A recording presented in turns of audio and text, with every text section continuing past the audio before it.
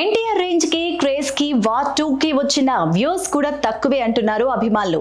అయితే సోషల్ మీడియాలో ఎంత నెగటివిటీ జరుగుతున్నా తారక్ మాత్రం పాజిటివ్ గా స్పందించడం ఇప్పుడు హాట్ టాపిక్ గా మారింది. ఈ టీజర్ కు వస్తున్న స్పందనపై తాజాగా ఎన్టీఆర్ రియాక్ట్ అయ్యారు.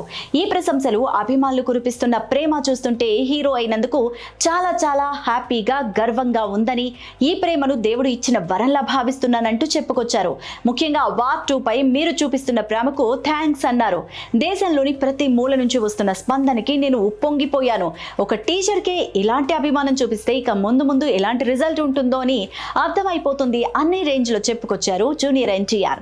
అయితే సోషల్ మీడియాలో ఇప్పుడు దీనిపై ఫుల్ నెగిటివిటీ క్రియేట్ అయిపోయింది.